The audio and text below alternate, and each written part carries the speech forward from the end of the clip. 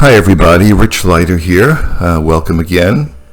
This painting is a painting I did about, 2 years ago. I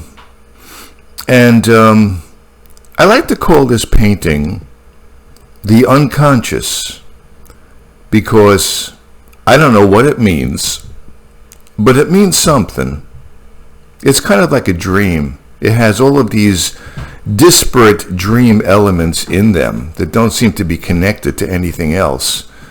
I think I got the idea of calling it the dream from the red curtain on the right-hand side.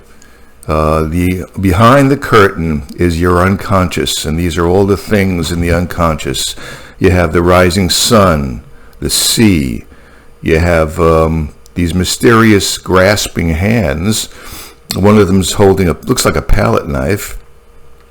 Then at the bottom of the painting, you sort of have like this bluish spattering. It kind of looks like waves breaking on rocks in the ocean or something. And then you got this round object on the far left above the palette knife.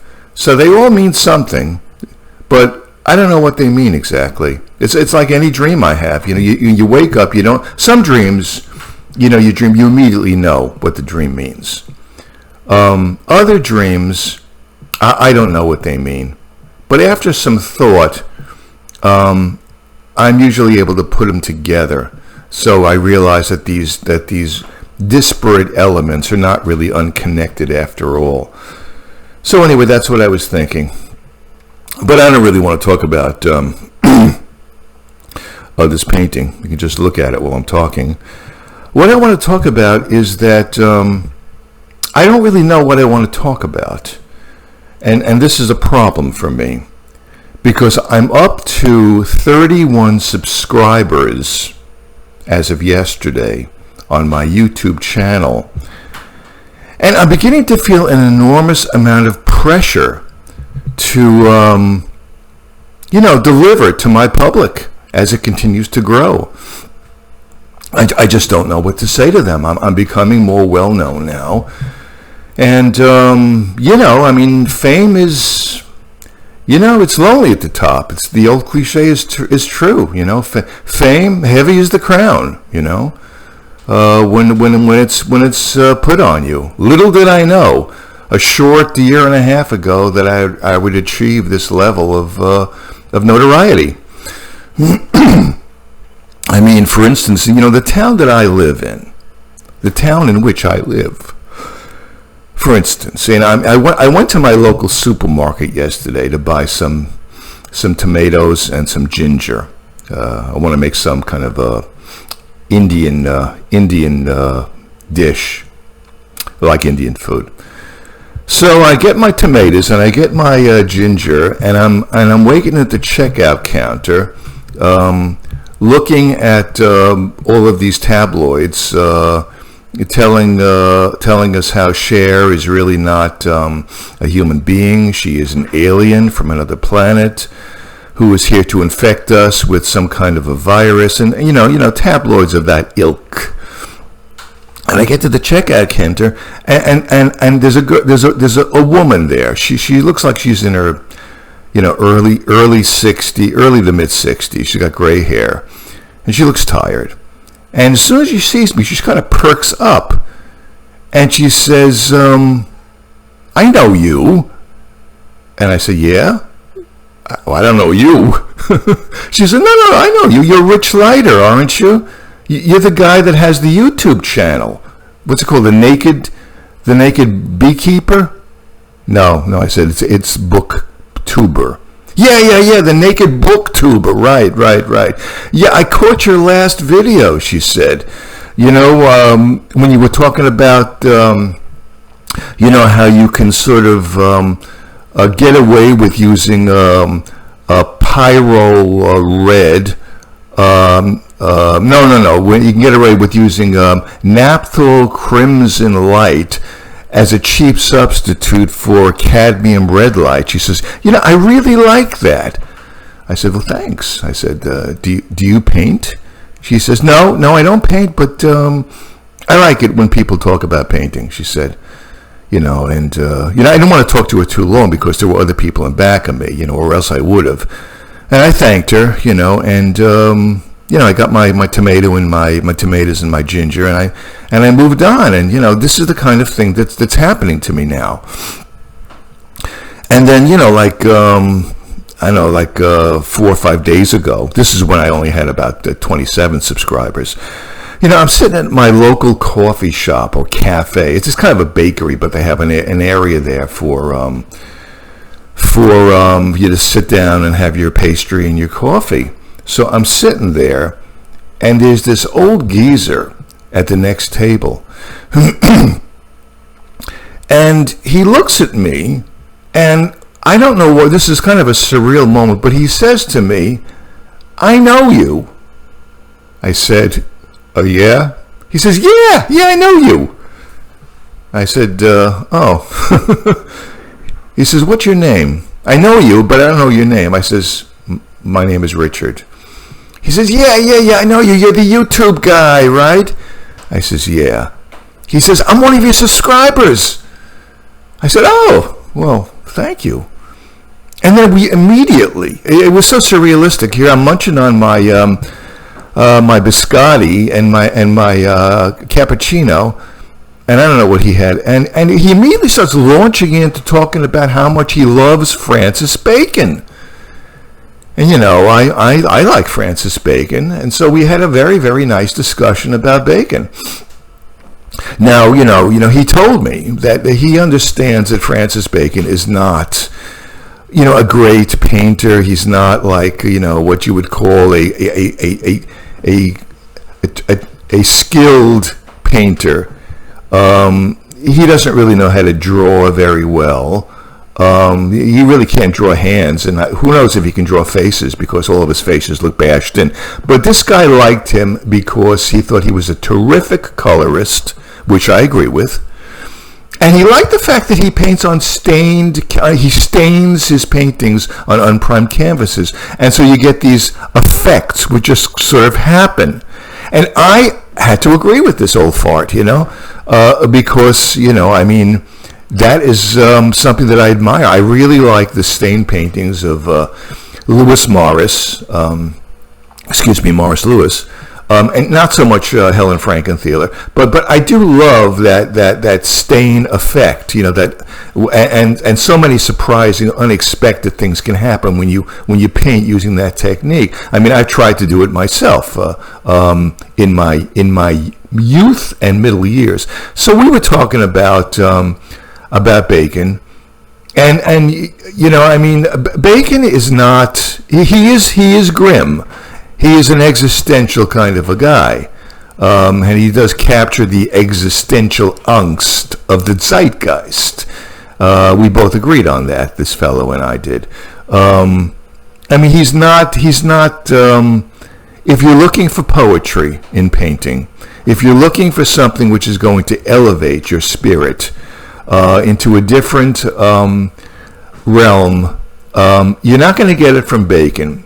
What you're going to get from Bacon is a bucket of cold water thrown in your face. And, it's not to everyone's liking. It's not everyone's cup of tea. This guy liked it, and I happen to like it. So anyway, I don't want to get off on Bacon. But the point is that we had a very, very nice and interesting discussion, not just an in-depth discussion of Francis Bacon. We did touch on Lucian Freud, who of course is an extremely technically proficient painter. We touched on him briefly. So the point is that I had a really good conversation with him. It wasn't the usual, garden variety, knee-jerk conversation about Francis Bacon that you often hear from people like, "Oh yeah, man, I really dig his paintings." It was more. There was more in depth, more substance to it. So, we shook hands, and he said he's going to stay tuned, and he asked me when I'm going to have my next video out, and, we chatted a bit more, and, then I left. So that was very strange, but it was nice, And, finally, so I'm sitting in my doctor's waiting room, my PMD, my family doctor's waiting room. a couple of days ago. Also, this all happened like in the last week. I mean, this is how creepy it is being well known now. I mean, God only knows what's going to happen when I hit 40 subscribers, right? So I'm sitting in my doctor's waiting room, and I'm just sitting there. It's a small waiting room, and there's I guess a young woman in her mid-30s. She's about 30 years older than I was. Attractive woman, sitting there. I guess she was, waiting to see the doctor. And I don't know how it happened, but we just kind of struck up this conversation, and she had this fascinating theory that the reason that we have this thing called contemporary art or postmodern art. It's not really art, but it's whatever it is. This postmodern stuff that they show now in museums and in galleries. She has a theory that this is really the result of some kind of totalitarian or socialistic infiltration, cultural infiltration that has been going on in Western European culture for the last 40 or 50 years. She said, it reminds her of, Mao and the Cultural Revolution that took place back in the 60s. As you recall, Mao banned, listening to the music of Beethoven back then. And Beethoven was verboten back then. This goes to show you just the level to which socialist regimes will sink. Beethoven was no good. You couldn't listen to him. And her theory was that the really good artists, the really great artists, evoke very strong, powerful feelings in us, very intense emotions. And the whole point of socialism and collectivistic systems is to make us robots. And a socialistic regime does not want a person to have deep feelings, to have access to their inner emotions. They don't, because they don't want our inner feelings, our sensitivity being stimulated by great musicians or by great artists or by great writers. They want us being dumbed down. And what's one of the ways culturally to dumb us down? Well, just ban any artist that will stimulate that will evoke strong emotions, that will get you to reflect, to ruminate. They don't want that. So they've replaced that. This is what this woman is telling me in the waiting room. So they've replaced that with this dumbed down, contemporary, postmodern crap, which does not require the viewer or the listener to have any access to their deeper self, their deeper feelings. You don't come away from contemporary or postmodern art feeling deeply moved, she says, which is exactly the effect that socialist regimes like Mao's Cultural Revolution wanted. And so that's her theory of it. And it's been an ongoing process for at least a half a century. I mean, there's this Russian Soviet KGB defector. He came over here, I think, in the 80s. His name was Yuri Bezimov. And Bezimov says that, this whole notion of Russia infiltrating the United States, and the United States infiltrating Russia with spies like James Bond types. He says this is all just Hollywood garbage, fantasy. He says the real way that Russia has been infiltrated. This is Soviet, when Russia was Soviet Russia, communist Russia. The real way that they have been infiltrating the West is culturally, demoralizing us, confusing us, And this has been an ongoing process. Has been going on for decades. And he says that we're pretty much at the point now where we as a culture are totally divided, totally confused. We don't have any sense of national identity. This is exactly the way that the Russians wanted to infiltrate us.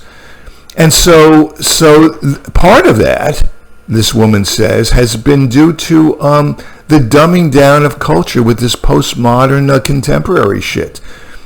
So I'm listening to this woman. I don't know this woman from Adam either. And I'm listening to it, my jaw is dropping, I mean, I'm about to go into my doctor's office, probably to have a rectal exam and my blood pressure checked and God knows what else. And 10 minutes before I'm going to see him, we're talking about Yuri Bezimov and Mao and the Culturist Revolution. How's that for surrealism? So we have our chat, and we exchanged phone numbers because I'm not going to let this one go, right? We exchanged phone numbers, and we agreed that we'll email each other. Maybe if things go well, we'll chat. And then the doctor called me into his office, and he did whatever he did. So what I'm saying is, I live in a very, very unusual town. I live in a very, very culturally aware town. I mean, when I walk the streets of my town and I see old men and women or young men and women doing their lawn, they will greet me from time to time. Some of them will recognize me now. We will usually have a conversation about inflation, about the problems with central banking, about contemporary art, about pigments, about the infiltration of our culture by social. We'll have a very, very interesting conversation. Like the way some people would just say, "Oh, hi, how you doing, Rich? Morning, nice morning," right? The way some people would say that, we don't do that. We have very in-depth conversations when I am greeted by people who are doing their lawn. So I live in a very, very unusual town. I am quite blessed to be in this town. It's kind of a magical town. I just happened to decided to move here by sheer luck. I had no idea that the people here were as culturally aware as they are, sophisticated, urbane, witty. So it's great. So I'm going to try my best to deliver, to give my existing and future subscribers value for their time. Well, that's all I can tell you. I'll do the best that I can, and I'm going to try not to let you guys down. Thanks so much, and God bless.